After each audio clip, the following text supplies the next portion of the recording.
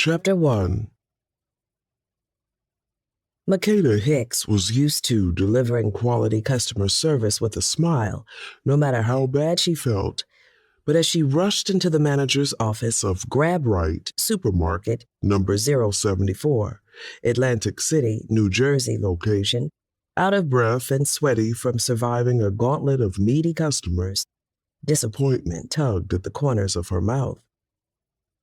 As she sat down, she already knew what her manager, Mr. Romano, was going to say, from how he kept wiping at his mustache with thumb and forefinger, though no trace of his lunch remained.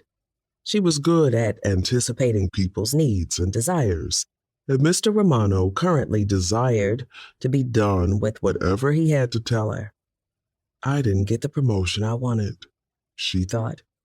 The promotion you deserve. The little voice that occasionally shouted from the helpy abyss of her soul called out. The promotion she needed to begin to chip away at the dirt that had just emerged from nowhere. No, not from nowhere. From her foolishly thinking that doing something nice could never come back to bite her in the ass. Ballsy being late to our meeting, Mr. Romano said gruffly, though there was a familiar teasing in his voice. Sorry, she said, lacing her fingers together. Customers kept stopping me to ask questions and you kept letting them stop you like you always do. He finished for her. He shook his head and gestured toward her with both hands. Makeda, you know I think you're a wonderful human. But the assistant manager position requires the ability to say no, to delegate instead of just taking everything on yourself. The ability to not be you. He paused, then waved a hand. Sorry. I'm sorry. That sounded meaner than I meant. No, it's okay, she said, her lips stretching tightly over the familiar frame of her reassuring smile. I know how I can be. I'll work on that, and maybe next time I'll be ready for the promotion. Don't worry, I'm not upset. Inside, she was shriveling up like the earthworm she used to find drying in the sun after a rain shower when she was a kid. She'd rehydrate them, then drop them back into the grass, keeping herself busy while her mom slept off her hangover. Her mother had gotten sober eventually, but Makeda had continued to be everyone else's watering can. Drip, drop. Is Lindsay going to get the promotion instead? She asked without a trace of venom, even as she thought about how her coworker spent most of her time smoking out back.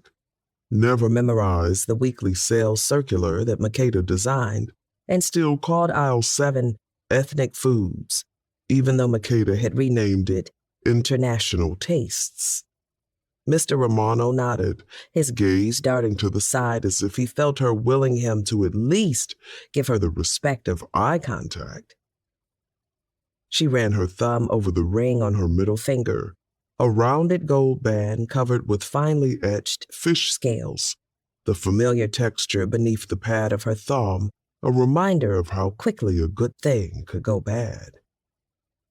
Makeda had busted her ass studying retail store design and customer psychology in her precious downtime, researching the healthiest products to stock for customers using WIC, the most expensive products with the highest profit margin to stock for tourists and big spenders. She thought the promotion was in the bag, that if she worked hard enough, kept her nose to the grindstone, she'd maybe end up in corporate one day. Instead, Lindsay would probably fail her way up to smoking in front of headquarters instead of behind Grab Right number 074. I'll have to congratulate her, Makeda said with perfectly measured politeness. And Mr. Romano's mustache trembled and he exhaled, his gaze finally meeting hers. Damn, I hate this, so I'm just gonna say it.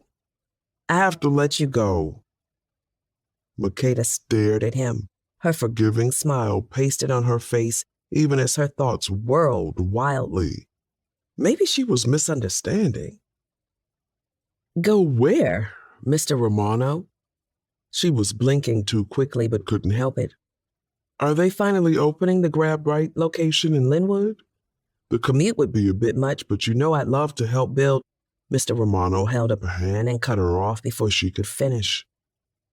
The new location went over budget, and sales had been down with the drop in tourists and so many people out of work. Corporate brought in some people to figure out how to streamline things.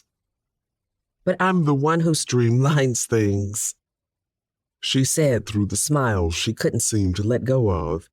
She didn't know what would happen if she stopped smiling right then. It was like the support structure holding up a rapidly crumbling building. She huffed a laugh, a panicked sound strained through cheer. Streamlining is what I do, for little money and no promotion. Drip, drop. Well, that little money was too much for headquarters. They decided to cut several full-time positions, and yours was one of them. But can't we figure something? Makeda pressed her lips together. She was helpful, and part of that helpfulness was being able to anticipate responses and quickly assess situations so she could best deal with them. She already knew that even she couldn't fix this. Listing everything she'd done for Grab Right over the last few years wouldn't change what was currently happening. And it had only hurt Mr. Romano, who was a good enough guy, even if he did over-order wholesale toilet paper for the employee bathroom so he could bring some home. Thoughts of how she'd pay her bills made her fake smile falter. Do I get a severance package? She asked calmly. She'd never been fired before. She was too useful to be fired. She was competent, too, but that wasn't her appeal. She was useful. Doing the things no one else wanted to do. Fixing things before others acknowledged they were broken. Organizing without making anyone feel they'd made a mess. If you were useful, then people were less likely to get rid of you. But somehow, useful hadn't been good enough this time. I got you 2 weeks, Mr. Romano said, rolling a ballpoint pen back and forth on his desk. I asked for 2 months, but they denied it. She was almost glad when she saw the sheen of tears in his eyes and heard the waver in his voice. It allowed her to push her own pain aside and tend to his guilty conscience instead. Don't feel bad. It's not your fault. And I'll land on my feet. She was certain she heard the sound of her grandmother sucking her teeth, as the old woman always did whenever Makeda went out of her way for others. Don't you know what happens when you give all your own sweetness without saving any for yourself? Grandma Aura, or Grandmore, as she preferred to be called, always asked whenever she caught Makeda in an unprompted act of kindness. You get left with nothing but the bitter. You gonna mess around and end up like me. Makeda wouldn't call Grandmore bitter, but the woman was tough. She'd once threatened a guest at the B&B for calling Makeda a sentient welcome mat, though the woman hadn't meant it as an insult. Sometimes Makeda wished she were more like her grandmother, who did what she wanted, said what she wanted, and had a flair for adventure and drama that caused dust-ups to this day. Dust that Makeda swept under the proverbial welcome mat, that was herself. No adventures, no drama, and always there to lend a helping hand, even when her hands were full. That was Makeda. And that usually worked out just fine for her, until it didn't. After giving Mr. Romano a pep talk and going through all the initiatives she'd been working on, that would likely never be finished, since Lindsay would just let them gather dust, she made her way to the employee lounge. The thought of everyone knowing she'd been fired, including Lindsay, who always teased Makeda for being too eager to please, and had managed to not only keep her job, but walk away with a promotion, made her stomach churn. So she grabbed her belongings and slipped out, before any of her shift buddies noticed. She didn't want to upset them, or worse, have them try to console her. It felt a bit deceptive, but they'd find out soon enough, and she'd message them her goodbyes later. When she walked out into the parking lot, the overcast morning had turned into a beautiful, warm, early spring day. The clear blue sky might have been mocking if she didn't decide to take it as a sign of better things to come. It was possible that it just hadn't sunk in that she was, for the first time in her adult life, jobless. She'd already heard from Steph, who'd been hunting for a new job for weeks, that prospects were terrible, so she wasn't looking forward to doing the same. Though maybe it would help them reconnect after a rough couple of months. She also wasn't looking forward to having her grandmother inevitably ask the question she'd never quite been able to answer. What do you want to do with your life? Makeda was a planner with a never-finished to-do list of work tasks, projects at her grandmother's B&B, requests from friends, and even requests from strangers. But one section of the list was always conspicuously blank. The part where she should have set down her own hopes and dreams. She just helped Steph make her 5-year plan and regularly gave advice when people seemed stuck, but she never took the time to do the same for herself. What do I want to do with my life? The first thing that came to mind was be gainfully employed, and the second was make Steph that casserole she likes. And she wrinkled her nose. Well, no one would ever call her exciting, and that was just fine with her. Excitement was overrated.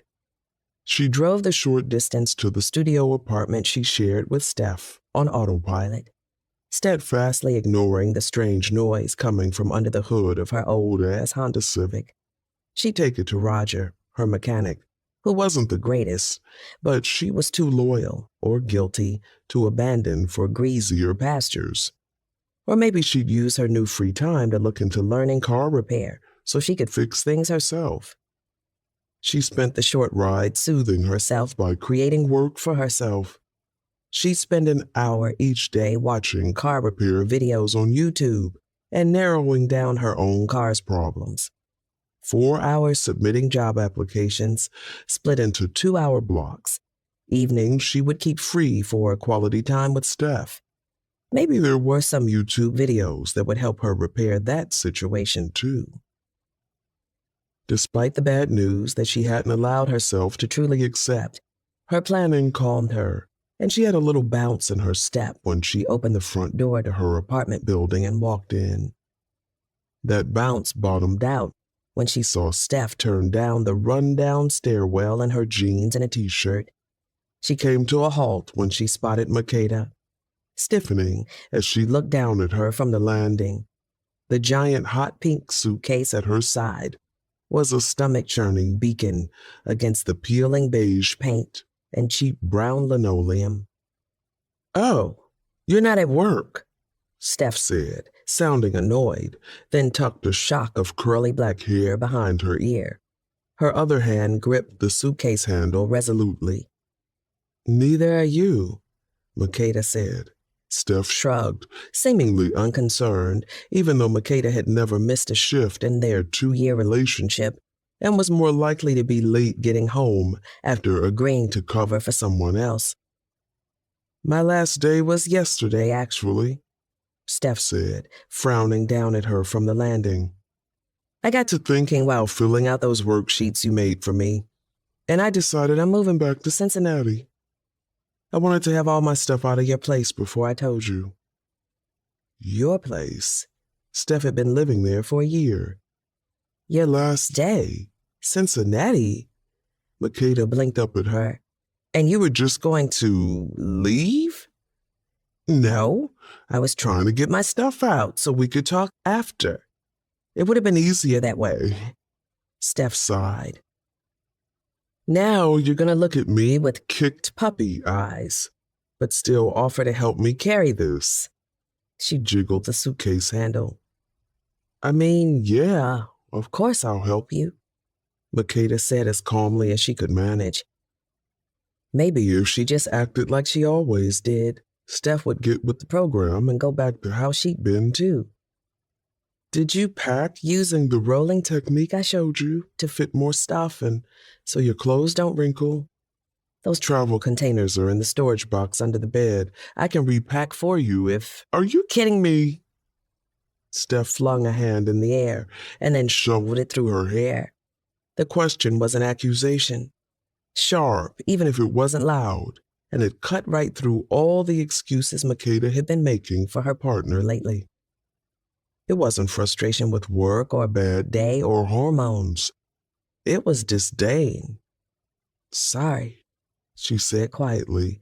This is why, I can't with this. Steph shook her head, dislodging the strand she tucked behind her ear a moment ago, and exhaled deeply. You're mad that I want to help? Makeda asked, focusing on that instead of the fact that Steph was leaving for good.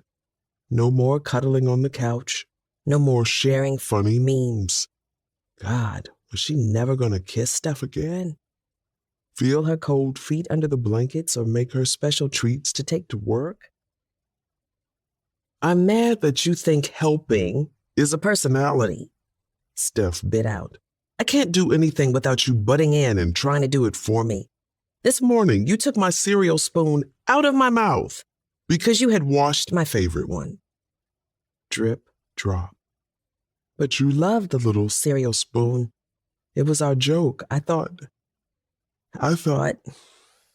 Makeda's eyes burned. She thought she was brightening Steph's morning, but she'd been laying down the straw that broke their relationships back instead.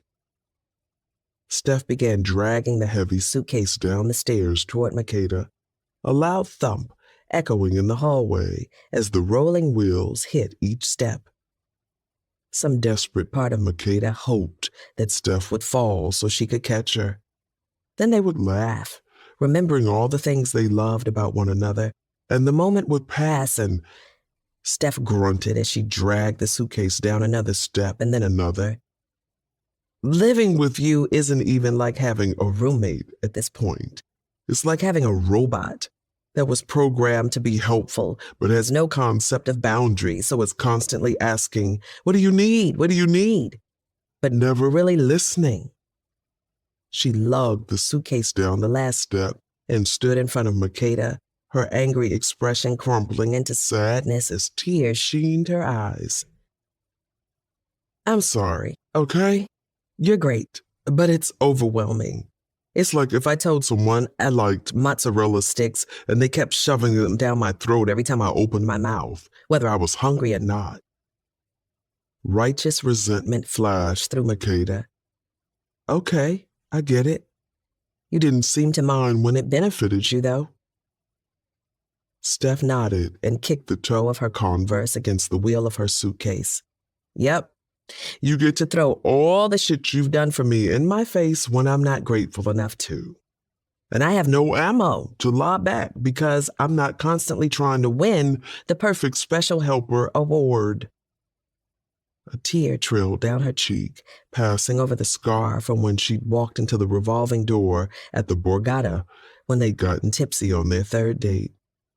Makeda had patched her up with the Band-Aid she carried in her purse in case of emergency. Okay, I can work on that, Makeda said, despite the mild protest from her sense of self-respect. She ignored it. I can change. I think I'm done, Steph said, because most of all, I'm tired of knowing that I could be absolutely any fucking body and you treat me the same way. It's the fixing that makes you happy, not me. And that's not something you can work on. It's how you are. Something shriveled in Makeda at the second reminder that being her was bad somehow, when all she ever did was try to be good. That's not true, she replied, blinking back her own tears, even though she was still in the this can't really be happening zone. It's not. I love you, Steph. Didn't she? Steph's brow wrinkled. Maybe you do, in a white knight kind of way. But hey, you'll love the next person you turn into your personal fixer-upper project too, she said, then began pulling the suitcase. Makeda reached for the door of the building to hold it open for her, out of habit, and Steph's shoulders went to her ears. Don't! Makeda, I'm leaving you. Let me struggle a little. Steph pulled the door open herself and shouldered her way through it, but the wheel of the suitcase got stuck on the jamb. Makeda reached out and held the door against the wall so the suitcase would fit through. Steph didn't say anything, but as she walked off, her shoulders heaved, the way they did when she cried in earnest. Makeda watched as she turned and walked down the street without looking back. What a day, she said quietly to herself, then pressed her teeth against her trembling lower lip. What a day. Chapter 2. What do you want me to say? Fuck that girl. Grandmore drawled through the phone on the pillow beside Makeda's head. The pillow now served as a phone cradle, and she had no roommate to complain about speakerphone. 2 days had passed since the breakup. Steph had come back once. On the evening she'd left, she'd needed to retrieve her Social Security card, which had been in Makeda's things since she'd recently helped Steph do her taxes. They'd had sex. Then she'd left again, wiping her shoes on Makeda's newly revived hope on her way out. Good riddance, Grandmore went on, starting to get worked up, and Makeda could just imagine her lightly wrinkled face scrunching up like she smelled something bad. Never liked her ass anyway. Makeda chuckled out a sob and pulled her duvet around her and the nest she'd made on her bed. When she responded, her voice was thick. Yes, you did. Well, she made you cry, now I don't like her retroactively. Grandmore sighed. Why don't you move back in here and help run the Golden Crown this summer? I'm getting too old to do all this cleaning and smiling at these tourists. And I keep forgetting to book reservations and update spreadsheets. You know the shit you love to do. Besides, the guests and Kojak are happier when you're here at the B&B. And I think you are too. I don't know why you moved out to begin with. Makeda had moved out to please Amber, the girlfriend who dumped her a week before she'd met Steph. Amber, who was currently ignoring her since sending her last text. You're the one who offered to co-sign the loan. You made the business plan, even when I was doubtful. You kept saying it was no problem and we'd figure it out. Well, now, it's your problem. Makeda thought of how eager she had been to help when Amber kept hinting she needed advice. How she'd used all the small business knowledge she'd acquired helping Grandmore launch her B&B. Most of all, she thought of how she'd ignored her qualms about Amber's ability to actually run a business, and whether there was demand for an event planner for pets. Remembering the launch of Party Puppers, LLC, made her groan aloud. Come on now, chin up, Kata, Grandmore soothed. I'll move back in, she said, pushing the thoughts of debt aside. Working at the B&B wouldn't help her money situation much, but she could save on rent, gas, and utilities while she figured something out. My lease is month to month anyway, and I wouldn't want to disappoint Kojak. Thank you. I'm sorry about your job and your woman, but I wasn't calling about none of that. There was a pause, and in the brief silence, Makeda already knew she was about to regret whatever came next. I'm calling about your royal lineage. Makeda felt the nausea that had been nudging at her stomach since Steph had left, returned with a vengeance. Grandmore, no. She snatched the phone from the pillow and dashed her thumb across the speakerphone widget on the screen before pressing it to her ear. There was one subject she had a short fuse about. It was the tall tale straight out of a kid's movie. The story that had consumed her mother with its fairy tale allure and spat her out. Please don't start, she said, shutting her eyes as if that would block out memories of her mother's disappointment and her classmates' jokes. I'm already stressed enough without this nonsense. What nonsense? The kingdom your grandfather was from is looking for its long-lost royal heir. My grandfather was from Newark, Makeda said firmly. I love Melvin Smith, God rest his soul, and that's why I didn't mention any of this to your mother until after he passed. He loved both of you so much, and Ashley is his daughter, period. Grandmore sighed. But your biological grandfather, who disappeared before he knew I was with child, came from the kingdom of Iberania. I'm the one who's supposed to be forgetting things, not you with your young brain. I haven't forgotten. Makeda huffed, then recited one of the facts she'd been forced to memorize. Iberania is a former monarchy on an island in the Mediterranean Sea. The modern culture reflects a heritage influenced by African, Phoenician, and Sicilian influences. And it produced at least one man finer than Teddy Pendergrass and with the voice as sweet. Grandma cut in. Oh, he was handsome. I thought we agreed not to talk about this anymore, Makeda said, hating the tight pleading in her voice. I didn't agree to shit, Kada. I'm just living my truth, which is also your truth. Makeda sighed in frustration at rehashing an argument that was supposed to have been dead, but had zombie shuffled back into her life at the worst possible moment. Is it true, though? She asked, kicking her covers off and sitting up in bed. You calling me a liar? No, just pointing out that nothing ever came of my mother's trying to make something of this, and I don't plan on following in her footsteps. Her mother, Ashley Hicks, had always been a daydreamer, who imagined something more awaited her in life than working a casino floor. But after Grandmore had revealed her supposed royal lineage, her imagination had gone into overdrive. It had started off as a thrilling secret, 2 secret princesses living among the boardwalk rabble. For Makeda, the magic had been in the possibility. For her mother, the obsession had been in proving her worth. The difference had ruined everything. I'm sure it's easier for you to think I'm easily fooled or flat out lying, Grandmore said, but the truth is, your grandmother had a freaky-deaky summer tryst with the runaway prince and got knocked up. I sometimes bend the truth, but I have never lied about this. Me and Prince Kashan humped our way from Chicken Bone Beach to Margate that fateful summer weekend. You know, the prince and the pauper.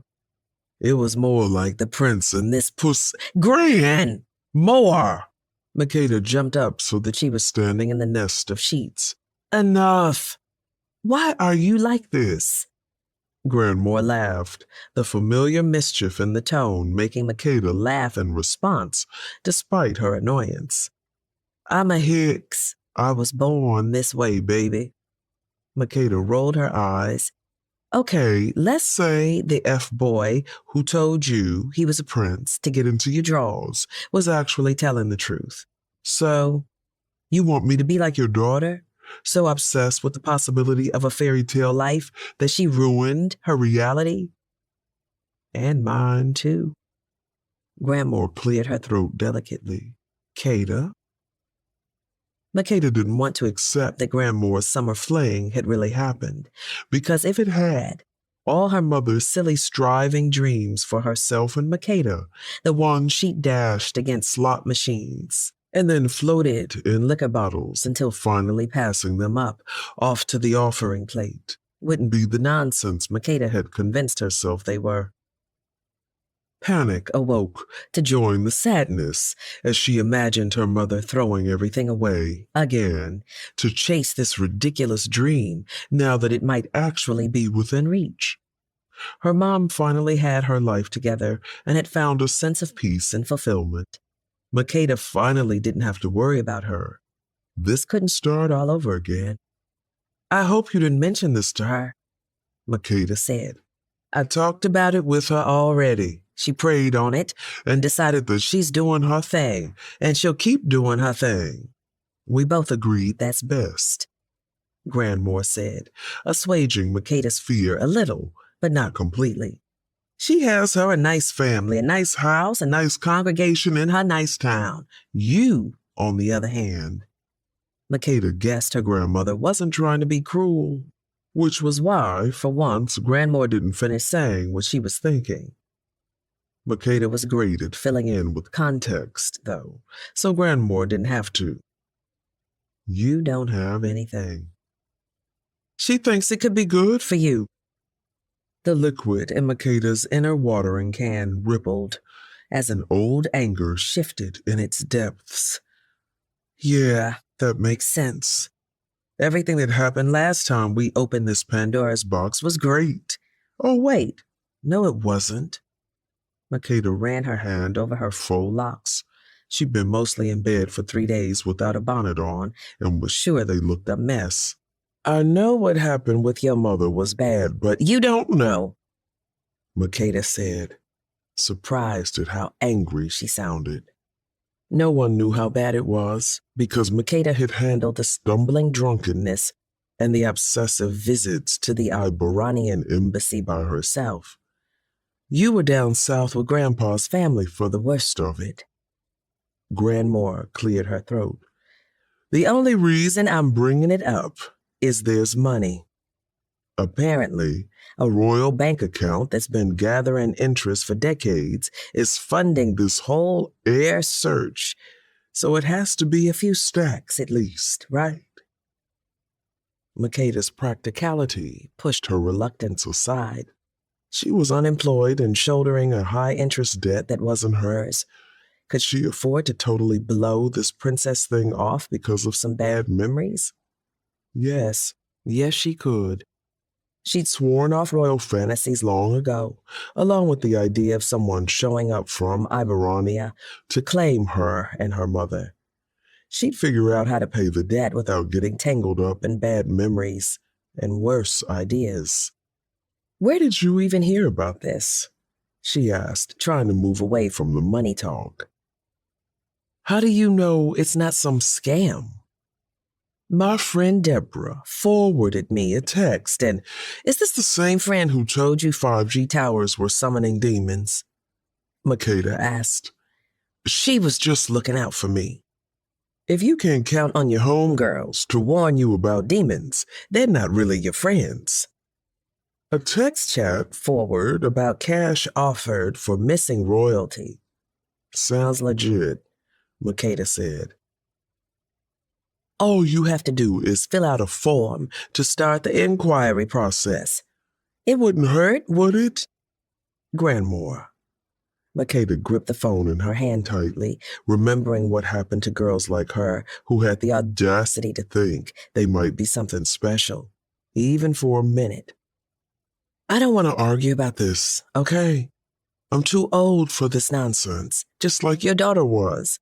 Except I have sense enough to know the idea that someone like me could be a princess is laughable. No, it isn't, her grandmother said, sounding a bit wounded. That's what I hate about this. Not that you don't believe me, and not that you're mad about the past. The fact that somewhere along the way, you stopped even thinking it was possible. I grew up. I had to grow up. I'm just Makeda Hicks, nobody special, and that's good enough for me. She tried to ignore what she'd learned, as the gulf between her and her mother had widened over the years, that she wasn't good enough for her mother. She sometimes wondered if she'd been the kind of girl who waited for someone to save them like the princesses in stories, instead of saving people herself. Would her mother have kept loving her? Maybe more than booze and gambling even? She knew addiction didn't work like that, and was glad her mother was better now. But part of her still felt hurt that the recovery had had nothing to do with her, even though she'd been the one suffering alongside her mother. Her mom had removed alcohol from the pedestal of utmost importance in her life and replaced it with church leaving Makeda wondering what she could ever do to be as important as either. Her mother had eventually met a visiting pastor, remarried, and moved to Virginia, leaving 17-year-old Makeda behind with Grandmore so she could start a new life without excess baggage. That hadn't been her mother's explicit intention. She had known school was hellish for Makeda and decided against making her move, but it was what it had felt like. Makeda stepped down from the bed and headed toward the bathroom. Wallowing time was over. She'd shower and then clean the apartment until no trace of Steph remained, until the dust that had been kicked up in her memories settled down too. I have to go, but I'll come over to make dinner tonight. I'll make you dinner. You're the one going through it, Grandmore said, then paused for a few beats. I had a dream. You were on the Titanic, wearing a crown made of seashells. Makeda sighed. Crucial question. Was Kate Winslet there? And if so, which one of us got to float off on the door when the ship sank? Grandmore sucked her teeth. There wasn't an iceberg. Global warming, I guess. There was a storm, but the ship didn't sink. Grandmore made the sound in the back of her throat that meant she was getting emotional. Everything turned out fine, and you were so happy once the storm had passed. Happier than I've ever seen you. It was a good dream. Her grandmother enjoyed spinning yarns, but her dreams, the dreams, never lied. Well, maybe it means I'll take a dinner cruise that has a seafood buffet. Makeda mumbled. Can't you just put yourself out there with this Iberania thing and see what happens? Grandmore asked, her frustration rising to the surface. What would it hurt? You're always so ready to do something when it's for other people, when it means you get nothing but a smile and a nod, if that. Do this one thing for yourself. How is it for me if I don't want it? She countered. I wouldn't be on you about it if I hadn't watched you put your dreams behind everyone else's until you forgot you had them, Grandmore said. You used to crave adventure and all that stuff you read about in books. You used to think you deserved them. Makeda refused to think of how she'd been before the world had recalibrated her ambitions. Things change. I'm 31, Grandmore. Do you think that means you're grown? Grandmore cackled, and Makeda felt anger well up, where understanding would have once immediately rolled in. Yes, she was grown. She'd been the one taking care of everything her mother slacked off on before anyone else had even noticed there was a problem. Grandmore sighed. I'm 75, and I still want things for myself. Love and excitement and new challenges. You don't stop wanting nice things or hoping because some magazines say life stops at 30, like this is medieval times or some shit. You best believe, if I was in your shoes, I'd be on a plane to collect my tiara. Yes, she would be, because Grandmore and Makeda's mother didn't think about what came after they up and did things. Like buying a house to turn into a bed and breakfast, or telling everyone who would listen that you were royalty from some made-up sounding country. Can we not talk about it right now? Makeda asked, then added, Please? Fine, we won't talk about it. Makeda waited for Grandmore to start in with her usual follow-up round of pressure, but instead the old woman told her to hurry up and come over, and then hung up. Makeda sighed as she turned on the shower to skin-melting degrees Fahrenheit, tugged on her shower cap, and stepped in to boil away her breakup funk and the memories the word princess had dredged up. She'd lost her job and her girlfriend. She was going to have to pack up and move back in with her grandmother, and now she had to feel guilty about stonewalling Grandmore about the princess bullshit that had made her life unbearable for years, that had stolen her confidence and her relationship with her mother.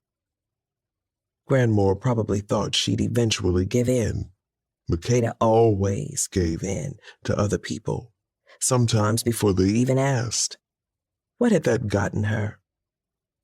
Whenever bad things happened, she always bounced back, returned to her cheery self once her watering can of kindness refilled.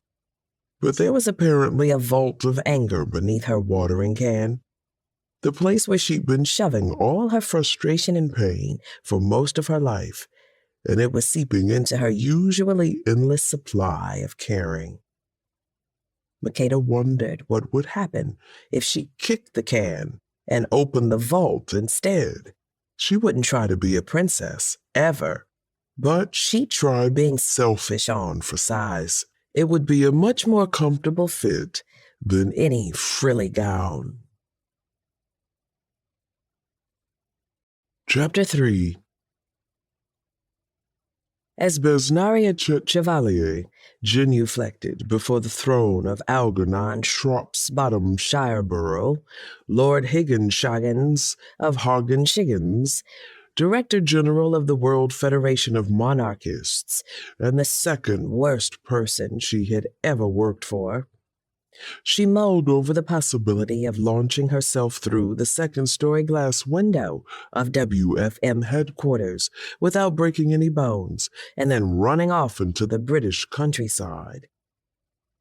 The giant leather and wood chair in the receiving area of Lord Higginshoggins's office wasn't exactly a throne, and a curt bow wasn't exactly genuflecting, but that was semantics.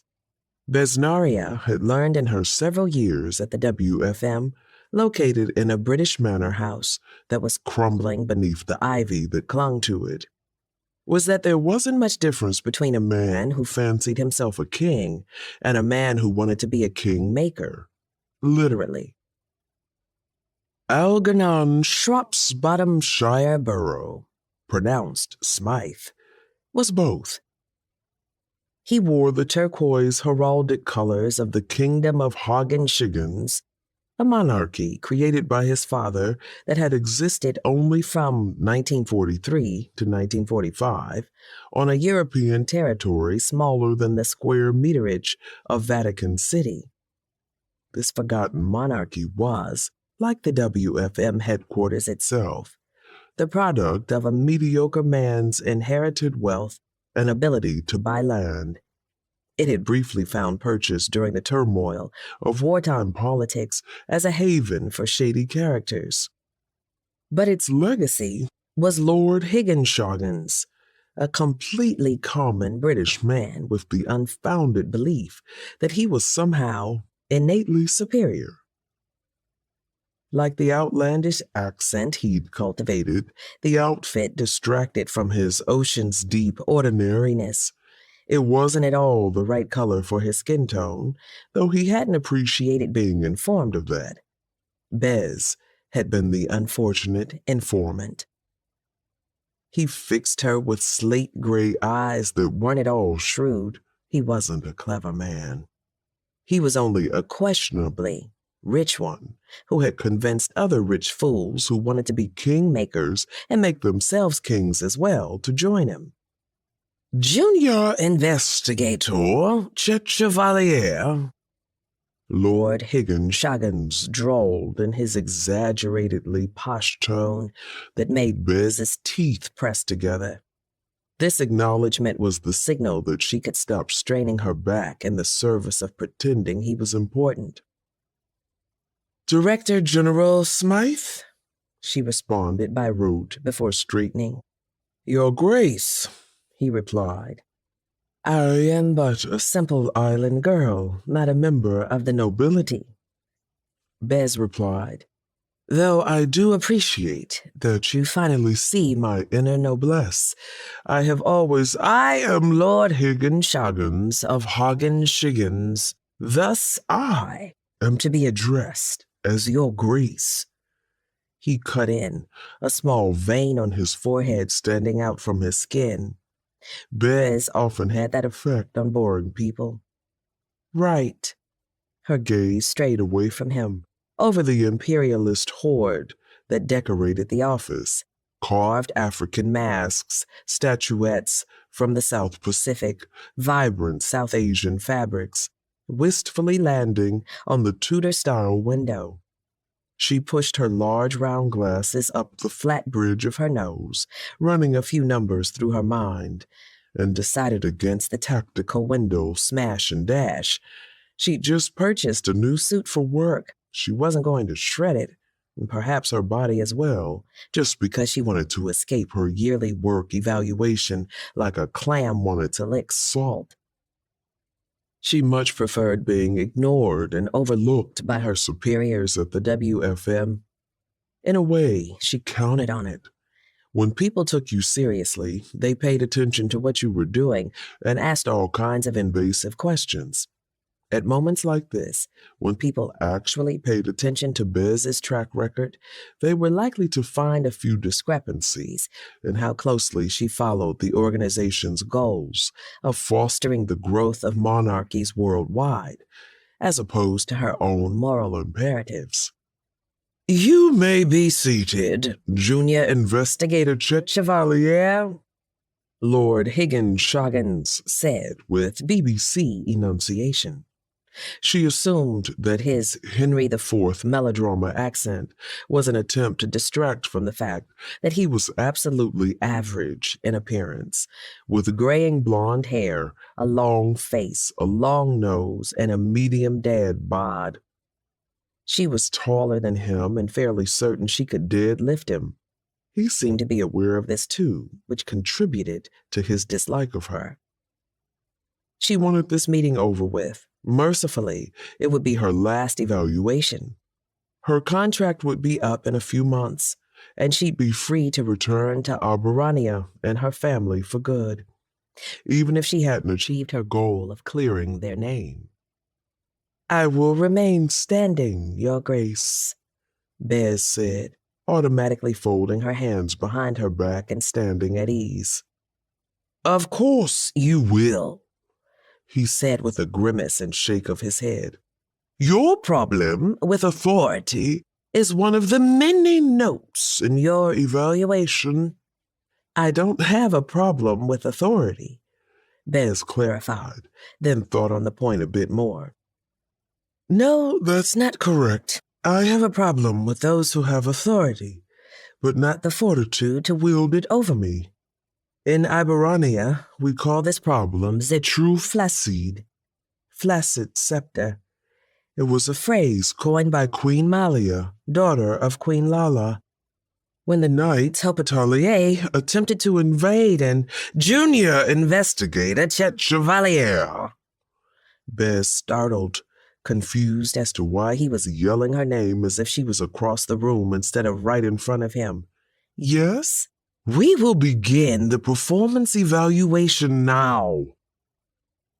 He pulled a thick file from the table beside his faux throne. Bez was surprised he hadn't had the complaints against her printed on a scroll.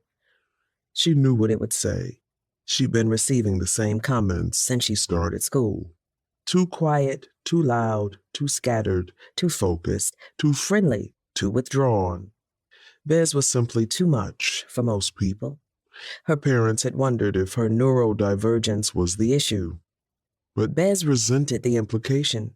She was quite happy to be too much, because the alternative, in her eyes, was to be too little.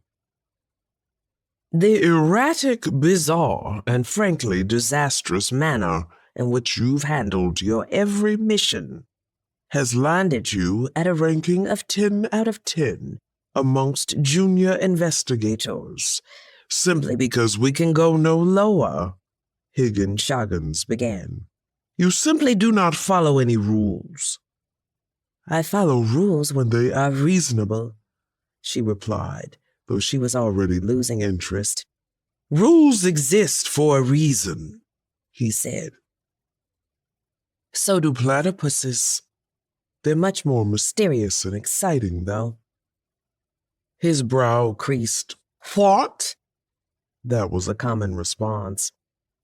Generally, her thoughts flittered about in her head like fireflies of varying dimness. There was an order to their flittering and a rationale behind their brightness, But when it came down to it, she grabbed at the most radiant one, and generally that worked out for her, even if it didn't always make sense to others. Nothing, continued Director General Higginsborough. He gave her a reproving look and continued with his review. His lecture in bootleg iambic pentameter faded to a drone somewhere in the periphery of Bez's attention as her thoughts returned to the story of Queen Malia, who had repelled crusaders with an inventive use of olive oil. It had been one of her favorite childhood stories, one her grandmother told with great flair.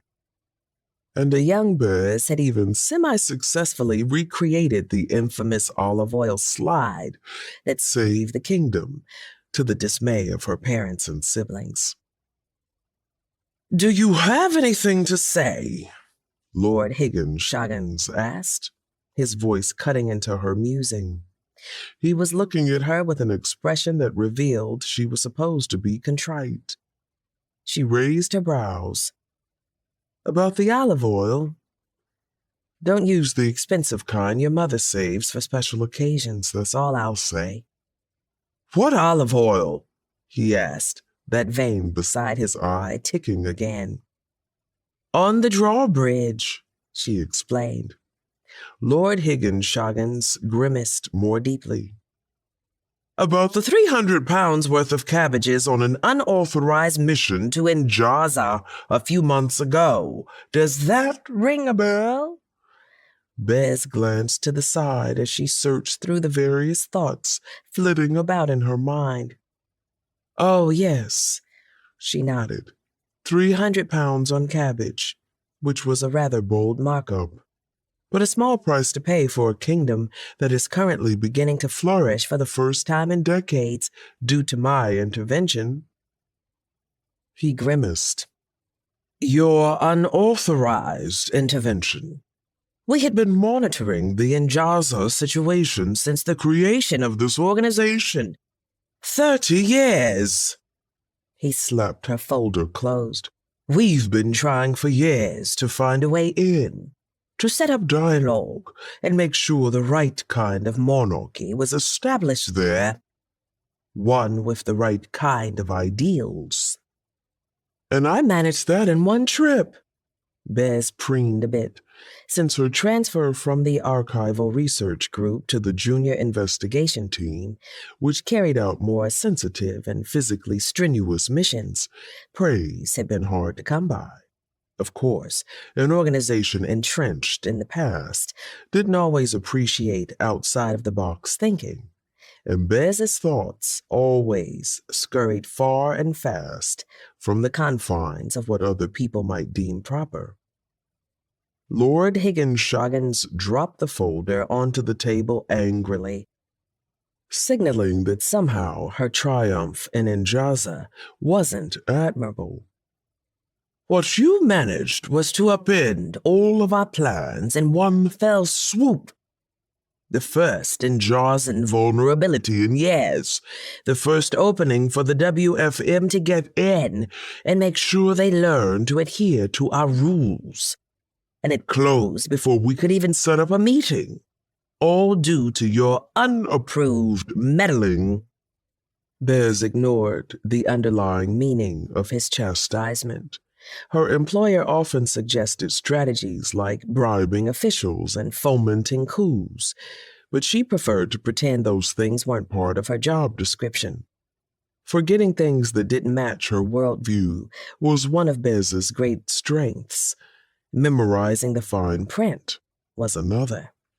"Your Grace, according to my employee contract, I am authorized, nay, beholden, to follow up on any match I facilitate on our RoyalMatch.com marriage site.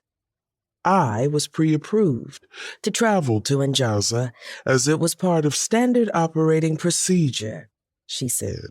"A scandal linked to our subsidiary site would draw unwanted attention to the organization as a whole, would it not? If you're unfamiliar with this, may I direct you to Article 3 in the contract for junior investigator—" "Enough!" Lord Higginshoggins rubbed at his left temple, his eyes closed. Suffice to say, your evaluation is decidedly unsatisfactory. Bez shifted her stance a bit. Very well, I accept that. I will now begin my performance evaluation of you. To start with, your role has no clear tasks, apart from drinking tea and taking meetings with men who believe they are important. When you do take the time to attempt to organize a plan, the results are subpar. Your secretary handles the majority of your workload and receives a fraction of your pay. I believe my first question would be, what purpose do you serve exactly? And how can you actually serve it? His face went from pale to a deep puce that matched better with his livery than his usual skin tone. Junior Investigator Chet Chevalier, that is not how evaluations work. I am the one who does the evaluating. Who evaluates you, then? Bez asked, wiggling her nose so that her glasses stopped sliding down. I'm the Director General. There was a long pause, during which Bez wondered if she would be able to construct the olive oil drawbridge trap using only objects found in Lord Higginshoggins' office. Is my evaluation over? She asked when he didn't say anything further after a long moment had passed. He folded his hands as he looked down at her, which seemed to be an unfortunate indicator that it was not over. Bez resisted the urge to stare back, having been reprimanded for her staring contest reflexes. Sweat beaded at her hairline, threatening her silk-pressed bob. Lord Higginshoggins blinked first. You are Iberonian, yes? He asked. Bez reflexively moved her stance from at ease to attention. I was born of the island, best and most beautiful among all those extant. Yes. And you have shown particular interest in the fall of the Iberonian monarchy and the rumors that Queen Arzi survived, have you not? I have, Bez replied, wrangling her full attention to focus it on him. He leaned back in his overlarge chair in response to the sharpening of her focus. And you have put in several requests to be allowed onto the recently organized Iberonian hereditary heir investigation, and been denied each time. She hadn't thought it was possible for him to look more smug, but Bez was occasionally wrong. Yes, though I am the foremost scholar on the Iberonian monarchy among the investigators, due to my family's background, I've been told that due to my rank as a junior investigator, as lowest-ranking junior investigator, as the bedrock of the junior investigators, that I couldn't be approved to join the investigation team. Your interest is driven by your grandmother's role in Queen Arzi's disappearance and the accusations that have followed her for years. He regarded her for a long moment, and she blinked, furious that she had lost their stare-down, however brief, and that she had done so because he dared jab his long nose into her family's shame. She gave a terse nod, not trusting herself to say more. She was impulsive, but not in matters of family honor. Lord Higginshoggins leaned forward in his seat, and she thought about how easy it would be to grab him by the cravat and flip him over her shoulder. Jetta Maria Chevalier was the grande dame of the Royal Order of the Iberonian Guard at the time of Queen Arzi's disappearance. Until this dereliction of duty, the Chevalier name was synonymous with the Royal Guard. He leaned forward, malicious glee sparking in his eyes. We've tracked the unauthorized research you've been doing in the Federation archives. You followed up on every reported sighting of Queen Azi in our records. All usage of Federation archives was authorized under Section 6D of my employment contract, Bez said. This was a lie, but she was sure the man had no idea what the contracts even looked like. And yes, historically, Jet Chevaliers were knights of the Royal Order of the Iberonian Guard for generations, until Queen Azi disappeared under my grandmother's watch. It wasn't dereliction of duty, though, and you should refrain from saying so again. She smiled, showing her teeth, but from the way he blanched, she knew her point had been made. Well, what was it then? He asked. And B hesitated. Henna Jutta had only directly spoken about the day the Queen disappeared once, and that was to say that the Queen, newly widowed after the death of King Emilio, had been separated from her at a bustling dock in Sicily and disappeared without a trace. A vanishing queen had intrigued the world briefly, and sightings popped up sporadically, but the monarchy of a tiny island nation hadn't held widespread international interest. Henna Jetta had been persona non grata in many places in Iberania, but she'd never cowered, and her children and grandchildren had inherited her ability to ignore criticism. They hadn't really needed to, not for monarchy-related reasons at least, until the recent surge of interest in Iberania's past and the resulting search for Aziz's heir. Besnaria, the youngest of 5 children and her grandmother's constant companion, had developed an obsessive interest with the royal guard, begging to be trained as Henna Jutta had, to be told stories of palace life, and to know exactly what had happened that day. Her grandmother had only indulged 2 of those wishes. Do not worry about the past, Bessie. I wish I hadn't failed in my duty, but Iberania has moved on, and so should you. Bess had understood that her grandmother's guilt was likely why she refused to speak of what happened, and had decided to relieve her of that burden. I'll find her one day, Henna. I am your squire, and that is my pledge. Henna Jetta always told her not to worry and to look to the future, but Bess took her promises very seriously, which was why she was willing to work for a meddling monarchist like Lord Higginshoggins. Is discussing my family history part of the evaluation?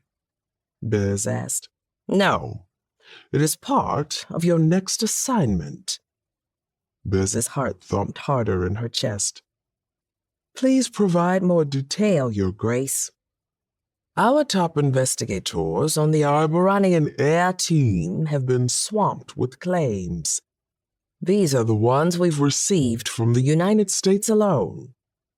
He picked up another folder, this one double the thickness of her employee file. We've managed to narrow them down a bit. Quite easy to do, since many of them were confused as to what kingdom they even claimed to be heir to. Bez replied. Part of her work, before becoming a junior investigator, had been reviewing claims of heritage for the WFM and marriage profile applications on their app, RoyalMatch.com. There was almost no one in the world as well-versed as an American royalty enthusiast. We do not believe any of these claims to be true, and we don't particularly want them to be, but protocol requires they be looked into, Lord Higginshoggins said. We have ample evidence on the disruptive nature of American royals on a pure monarchy. They are a menace. I'm sure you're aware of how we have been disrespected by Thesolo's new princess, who didn't even allow our observers at their royal wedding. Do you understand what I'm saying? Bears didn't understand, but nodded confidently regardless. She'd figure that part out later. She was too busy trying to manage her growing excitement. Good. Now, None of our other investigators wants to waste their time. Are available to travel to America at the moment. Thus, your next mission is to go to the United States, investigate these frivolous claims, and return to file your report when you have found that none of them have merit. He held the folder out but pulled it slightly out of reach when she grabbed for it. Do you understand? Of course, Director General Your Grace Hargens, she said. All of her attention was focused on the folder he waved in front of her, an excitement she hadn't felt in years, short-circuiting her communication abilities. He handed it over, and she snatched it. He was saying something about her budget, deductions for previous expenditures, and reiterating the undesirability of the possibility of an American heir, but Bez paid him no mind. The reason she'd even decided to work for the WFM had come to fruition. She was going to search for the lost heir of Iberania. She was going to keep the promise she'd made, Henna Jeddah, all those years ago. Thank you for entrusting me with this mission, Your Grace, Bez said. I will do my best, as I have on all of my missions. That's what we're hoping for, Lord Higgins-Shoggan said, with an uncharacteristic smile. You may go. Bez considered the smash and dash again, just out of pure jubilation, but instead jogged out of the musty office before Higgins-Shoggans could change his mind. She would find the lost heir and clear her family's name and her grandmother's conscience. Or she wasn't a chevalier. Chapter 4.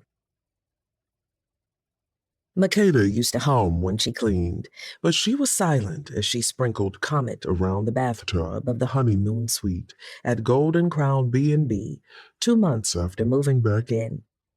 There was a dark brown ring in the vintage clawfoot tub she'd installed herself, and she truly hoped it was mud from off-roading because the room's occupants had helpfully tracked the same substance into the carpet and streaked it on the bed linens.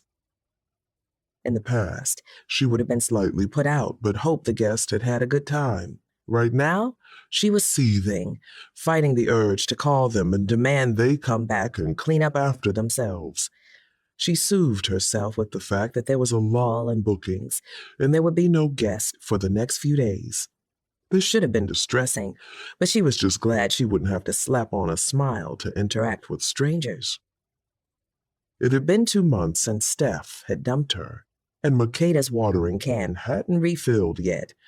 There was a little something in there, but it wasn't sweet. She'd always thought Grandmore had been exaggerating when she'd warned her to stop giving away her sweetness. But maybe Makeda had used up all her kindness, and all she had to show for it was a stank attitude and a sore back.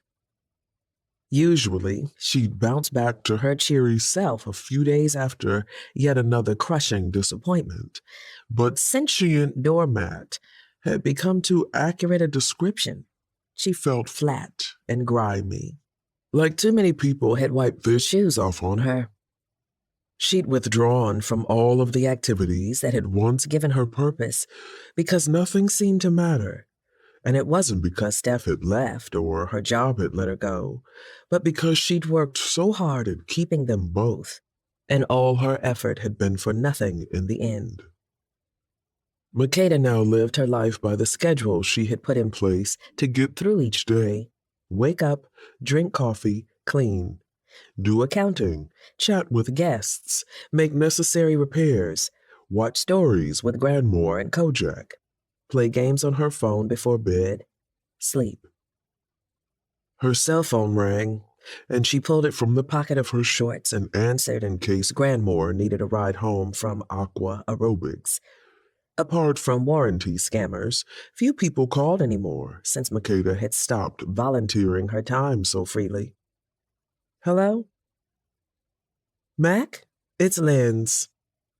Makeda suppressed a groan. Unfortunately, Lindsay wasn't one of the people who'd lost Makeda's phone number, mostly because Makeda still couldn't say no to Grab Right. The woman who'd gotten promoted over Makeda couldn't seem to figure out how anything at the store worked without a reminder. The same reminders Makeda had given her for years, except she was no longer paid to do it. But if she stopped now, the other employees would suffer, and the shoppers would too. "What is it, Lindsay?" "We're having another problem here at the store, and since it's, something related to what you used to handle." "You mean the things that are part of your job description now?" Makeda asked. "I need the password for the employee payroll site," Lindsay said, ignoring the question. "And also the graphic design site for doing the circulars. Really, this is stuff you should have taken care of before you left." Makeda wanted to hang up, but instead spent the next 15 minutes swallowing her anger, reminding Lindsay about the password manager, walking her through how to make the circular. Makeda had made the last two as a favor to Mr. Romano, and generally doing Lindsay's job from afar. She hung up feeling both hollowed out and bursting with anger that didn't have an outlet. She wanted to rage, to explode, to be a Lindsay or a Steph or anyone who didn't just grin and bear it. She'd managed, not grinning, but was still bearing it. Kojak hopped onto the edge of the tub, meowing as if she owed him something, and she placed him on the floor and ushered him out as she re-wet the cleaning powder that had dried while she talked to Lindsay and scrubbed the ring of mystery substance from the bathtub. She returned to the bedroom to strip the sheets from the bed and continue her systematic cleaning. Some people might have been frustrated by scrubbing bathtubs at the B&B, but Makeda wasn't. The Golden Crown was her baby too, and most of her early 20s had been spent helping get the place off the ground.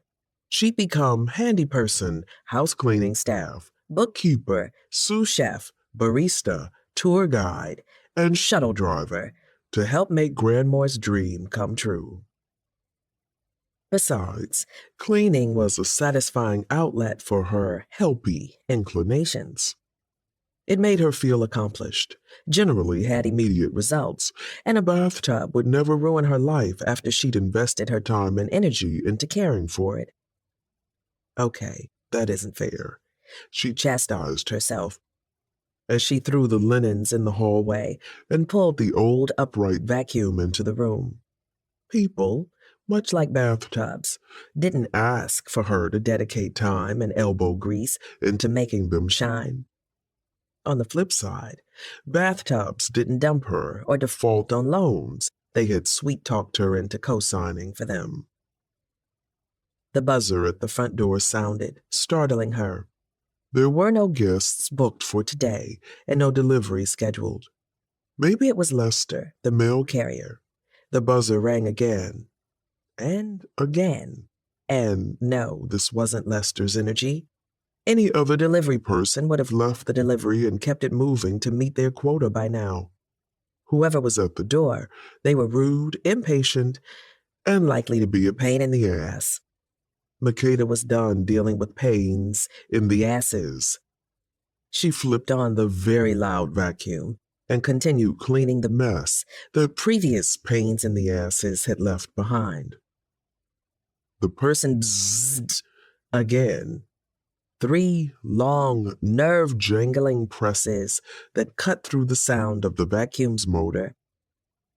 She fought the rising anxiety that came from ignoring a clear bid for her attention. For some reason, this felt like a battle of wills. She was tired of people just expecting her to drop everything and do what they wanted. She was ashamed that, without actual effort to resist, she was the kind of person who would. The buzzing stopped, and Makeda grinned triumphantly, putting a little more oomph into the push and pull of the vacuum. It was pathetic that ignoring someone at her door felt like any kind of victory, but she'd take it. "Hello?" A voice called from behind her a moment later, and Makeda gasped and spun around, vacuum gripped by the handle and hefted, ready to bash whoever had sneaked up on her. A woman was standing in the doorway, tall and brown-skinned, with a straight blunt-cut bob that rested on her shoulders in a silky wave, like she'd just unwrapped the perfect doobie. Her hazel eyes, a stunning contrast to her dark skin, were magnified by comedically large round lens glasses perched on her nose. The lenses were smudgy with fingerprints, and the sight of them would have made Makeda spray her in the face with Windex if she wasn't so shocked by her presence. The woman sported a black suit that managed to accentuate her broad shoulders and long, muscular body, despite its clearly untailored fit. Makeda wasn't judging, but it reminded her of the cheap polyester tuxedo uniform of restaurants she'd worked at, worn to project a false sense of professionalism. Was she a traveling saleswoman? Not common, but people did show up trying to sell things from time to time. The green button-down shirt and skinny tie beneath her jacket pulled the look together into a disheveled chic, like the fashion editorial's models in oversized asymmetrical outfits. Although this woman was far from the waif-thin looks of any couture spread, she was solid and muscular, and Makeda's face went hot just from looking at her. The woman scrunched her face as she examined Makeda, as if trying to increase the magnifying power of her glasses. People usually didn't look at Makeda with this much interest. She was the type who won people over with her usefulness and reliability, not by grabbing their attention. The woman's full lips spread in a smile to reveal a gap between her two front teeth. "Excellent reflexes," the stranger said with an approving nod, speaking loudly to be heard over the vacuum that was sucking at the air between them. Makeda turned the power off, but the woman still shouted her next sentence. "You've no idea how many people sense someone creeping up on them and turn without grabbing for even a butter knife." "You creep up on people often enough to know that?" Makeda asked. Her arms started to ache, so she lowered the vacuum but kept a tight grip on it in case she needed to deliver a suction-free beatdown. "Not often, no." The woman clasped her hands behind her back, her gaze drifting off to the side, as if she were trying to remember something. "Wait, perhaps often, but not regularly. It is a skill, not a habit or a hobby." There was a husky musicality to her voice, an accent that might have been Italian or Arabic. "Usually people trying to sell things wait outside," Makeda said in the least hospitable voice she could muster, which was still far too warm, but only because her cheeks were burning. "Is there something I can do for you?" "I believe there is," the woman said. "I'm looking for a woman named Makeda Hicks. Are you Makeda Hicks?" Makeda wasn't an accent hoe, but hearing that voice wrap itself around her name sent a shiver of delight through her. The woman made the three syllables sound exciting, full of possibility. I am," she said, gripping the handle of the vacuum even more tightly. "I'm Makeda Hicks." The woman's gaze sharpened. She didn't move, but it somehow felt as if she'd closed the space between them. It reminded Makeda of when Kojak stalked her as she cleaned, staring at her from across the room one moment, then pouncing at her ankles from beneath her the next. The woman continued to stare, seemingly having no intention of blinking or need to do so. Sweat beaded on Makeda's upper lip as the panic of sudden and incredibly inconvenient attraction overtook the adrenaline that had kicked in moments ago. No, this wasn't attraction of the sexual kind. It was just cleverly disguised as such, like it had been so many times in the past. Granmore had her dreams that gave hints about the future, but Makeda had a helpy person's intuition. And as she withstood the full blast of the woman's attention, she understood that the tug she felt was actually a warning beacon from her watering can. Chaos radiated from the stranger, the kind that appealed to Makeda's innate urge to fix, and if she wasn't careful, it would suck her right in. Worse, she'd like it. It's been quite the adventure tracking you down. You're not at all what I imagined, the woman said matter-of-factly as she looked Makeda up and down. Much shorter than expected of our Horodasi stock, and lacking in obvious menace. You're about as intimidating as a sea snail. Oh. The woman hadn't been staring because she liked what she saw, but because she was making a list of Makeda's faults, like Steph had, like people had for most of her childhood, like Makeda did to herself. The woman whipped a cell phone out of her pocket, the movement so fast it was startling, and began taking pictures of Makeda. There was a kind of glee in her eyes that should have been off-putting, but was somehow alluring. No, Makeda mentally snapped at herself. Don't let the chaos vibes pull you in.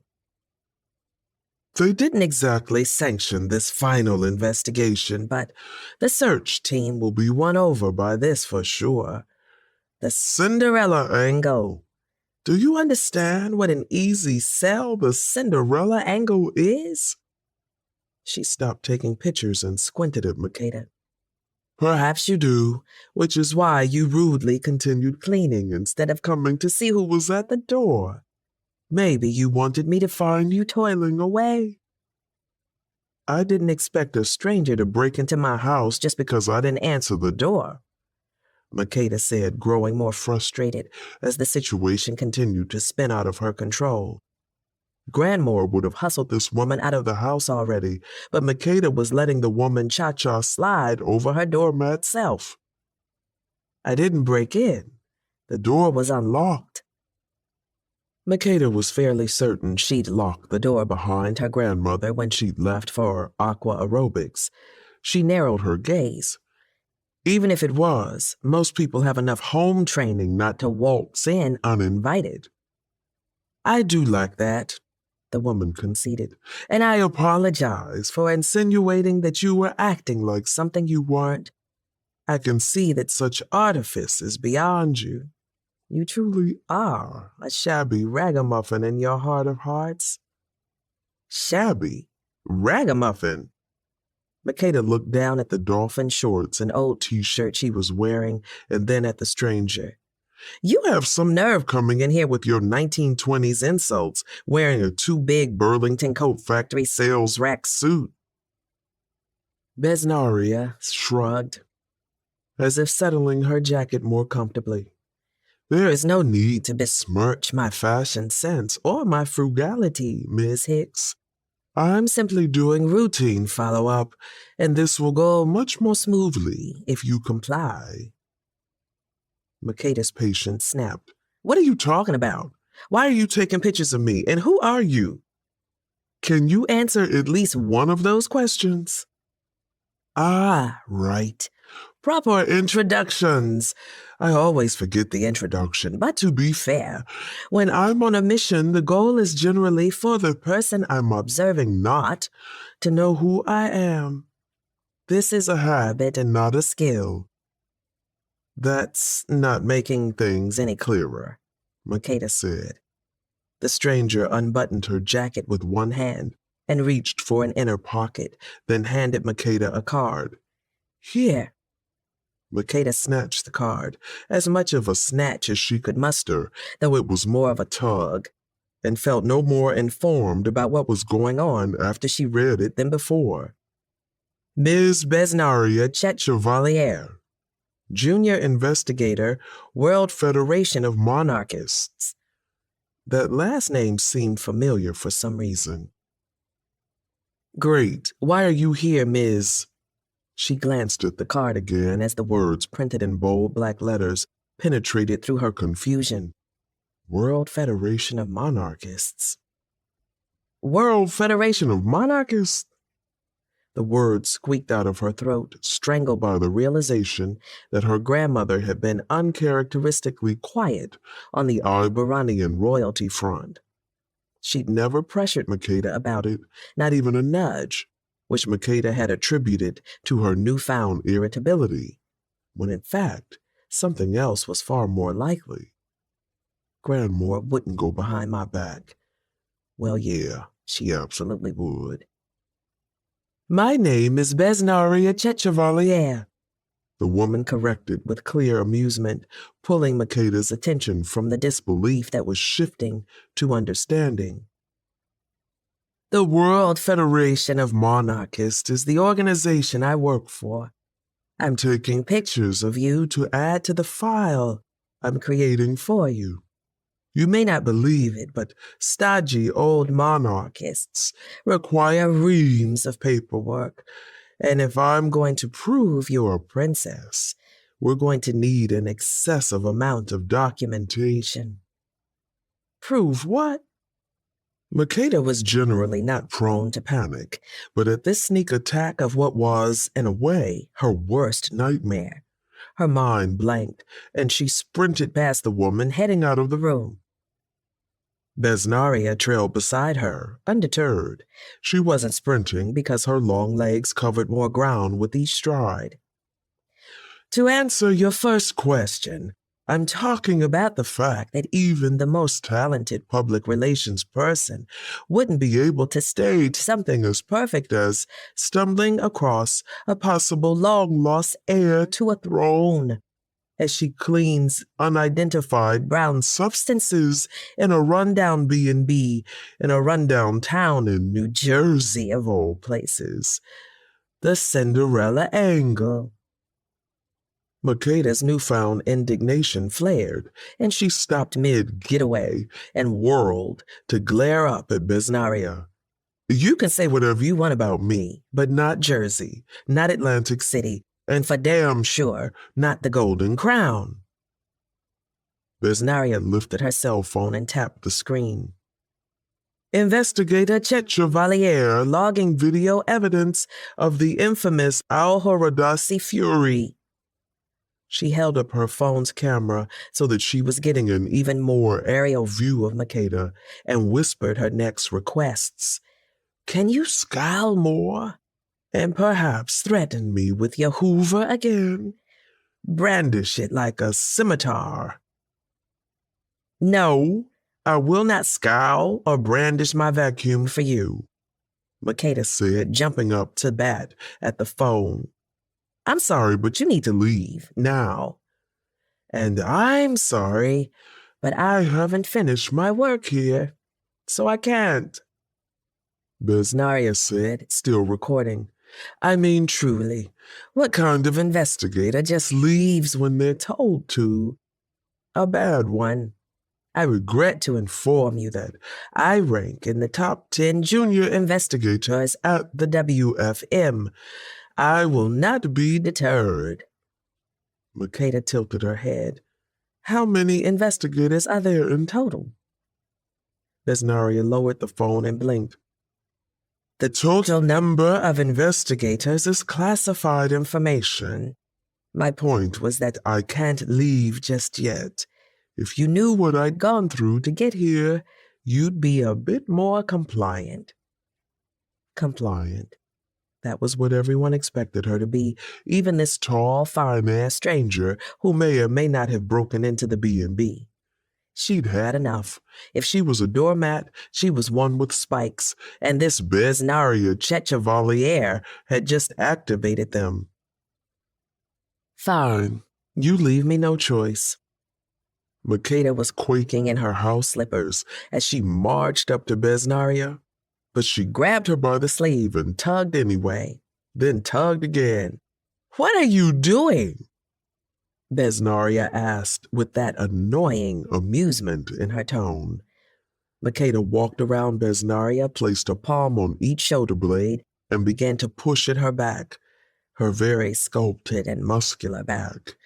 Makeda surged up with all the power her legs could muster. Besnaria didn't even rock forward. I really need to work out more. Makeda thought as she began to push with one hand and then the other. Can you do that a little lower and toward the center between my shoulder blades? American commuter train seats are quite uncomfortable, and there is a knot I can't reach. Ah, yes, right there. The woman let out a low moan that was simultaneously anger-inducing and lascivious. Makeda's libido, which had been dormant for months, apparently waiting to be reactivated by the right combination of chaos, confusion, and carnality, belly flopped, not into her watering can, but another suddenly moisture-logged area. Enough! Makeda gritted out, stopping her attempt at pushing and heading back around to tug hard at the woman's jacket sleeve. Please just... She watched in horror as the sleeve tore apart along the seam, lengthwise, the shredding sound cutting through whatever temporary fury had gripped her. She jerked her head up toward Besnaria, who'd stood calmly while Makeda pushed and pulled her. She released the fabric, and it flapped pitifully against the woman's side, and Makeda scrunched her face in contrition, overwhelmed by the confusing turn of events. Attack a stranger hadn't been on her schedule for the day. I'm not the kind of person who rips people's clothes off. I'm sorry. Besnaria grinned. I must say that knowing I'm the first person who inspired this kind of behavior in you has gone straight to my ego. However, you shouldn't apologize for standing your ground against a perceived interloper. It shows weakness that might be used against you. Great. Now even burglars are telling me what I need to change about myself, she said, inhaling sharply through her nose. Kojak chose this moment to reappear, yowling plaintively as if he hadn't eaten just a couple of hours ago. Makeda threw her arm up to gesture at Besnaria. You come here demanding food when you slept on guard cat duty. One moment her hand was being used to shame a cat. The next, it was ensconced in the warmth of a much larger one. Besnaria pulled her behind and stepped in front of Makeda like a protective shield. Be gone, demon! Besnaria began herding Makeda back with one hand and dramatically shooing the air with the other, as if she'd generate enough wind to sweep the unamused cat out the door. Makeda darted around Besnaria and gathered up the cat, who did look kind of like a wrinkled little demon, into her arms. Are you afraid of cats, Miss Chet Chevalier? That's not a cat, Besnaria said, eyeing Kojak like he might sprout wings and fly across the room. I enjoy the company of cats. This is clearly a hell spawn that has found its way into your humble lodgings. Makeda twisted her mouth. Had to get that humble in there, didn't she? He's a cat, and you're scared of him. I'm not scared of anything, Besnaria said with a shrug, though she was still walking backward. In fact, that creature is cute. That's right, adorable. I love it. Perhaps I'll steal it from you and make it my familiar. She stopped an inch from the wall and stared at Kojak as if he might fly toward her, claws out and ready to attack. Makeda had no trouble imagining what a jerk would do in this moment, and she used it to form what she loved best, a plan. She was going to use Kojak to herd this weird woman who had planted her foot directly onto Makeda's sorest of sore spots, out of her house, out of her life, and make sure Makeda was never bothered about Iberania again. She held Kojak out in front of her, Lion King style. The cat didn't struggle, as if he knew the pose was one of adulation and thought it was natural for him to accept this from the human who served him. Oh, you're not scared? She asked in her customer service voice. Do you want to hold him then? Besnaria scampered back. Makeda, feeling very unlike her old self, smirked and took a step forward, swinging Kojak gently back and forth. He purred appreciatively. "Maybe I can drape him around your neck," Makeda said brightly, "like a little kitty cat scarf." Besnaria squeezed her eyes together and stopped her attempt at escape, her body going rigid. "All right." Makeda paused and Kojak looked back at her disgruntled. "Wait, what?" A shudder moved through Besnaria's tall, sturdy frame before she steeled herself again. "If you want to asphyxiate me with your demon kitty, I submit to your will." Makeda stared at the woman who stood with her arms at her side, jacket sleeved ripped, and her face tight with reluctant anticipation, and Makeda's stomach turned. No one had ever given in to her without pushback. Makeda was the giver, the acquiescer, the one who, figuratively, would allow themselves to be choked out by a demon cat just to please someone else. She thought she wanted to be on the other side of the situation for once, but it felt terrible to see someone offer themselves up to her like this. Terrible and wrong. She didn't feel empowered. She felt like a bully. She lowered Kojak. "What are you doing to my baby?" Grandmore's aggravated demand echoed in the hallway. Both Makeda and Besnaria whipped their heads in the same direction as the stairs creaked loudly and her grandmother's close-cropped curls and suspicious expression came into view. Makeda pointed at Besnaria. "This woman broke into the Golden Crown, started taking pictures of me, then tells me she's here because, not you, my baby." Grandmore held out her arms. Kojak wiggled free and dropped lightly onto the ground to pad toward Grandmore, then glanced smugly at Makeda when he was scooped up against the old woman's bosom. Grandmore narrowed her eyes at Makeda. "I know I've encouraged you to embrace your freaky side, but you and your new lady friend are up here talking about choking on demon kitty cats.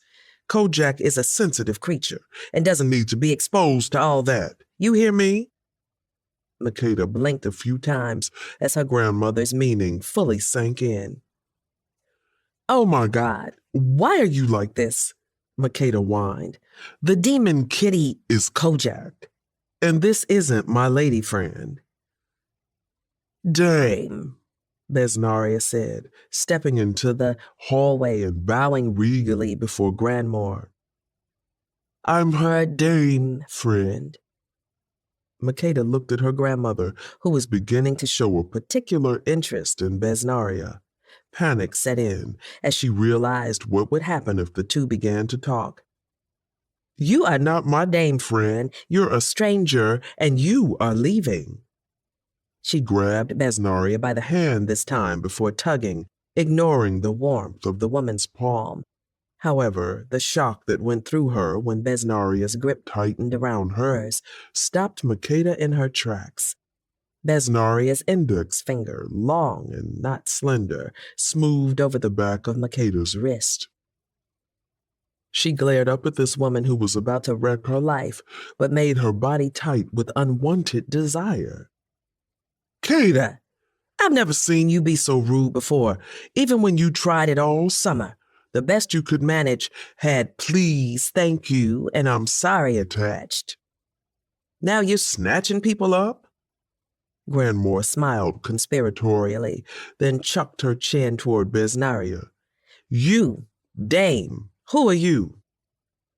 "Dame Besnaria Chevalier, Junior Investigator, World Federation of Monarchists." She bowed regally, and Makeda imagined her hopes for a speedy end to this situation being crushed between Besnaria's abs and thighs. "I presume you are the enchanting Aura Hicks who wrote a spellbinding account of her encounter with a man who called himself Prince Kashan." Excitement shimmered in Grandmore's eyes. "Yes, I am. Come help me make some coffee." I'm happy to help, though it's a bit late for caffeine for me. I'd love tea or decaf if you have it. Makeda knew this was a lost cause, but gave one last shot at running interference. But Grandmore, her grandmother, shook her head. You can join us after you finish cleaning. Makeda felt like a kid again. I will clean the room, Besnaria said. No, you won't, Makeda and Grandmore said at the same time, for different reasons. Grandmore looked at their uninvited, or possibly invited, guest, and jerked her head toward the stairs. She began her descent, chin up, and Besnaria followed behind her, throwing a wide-eyed gaze over her shoulder before she reached the bottom landing. That look made Makeda tense up, and not from anger like it should have. She took a deep breath and told herself not to panic. She'd been waiting for an opportunity to prove she wasn't a sentient doormat anymore, and now she had it.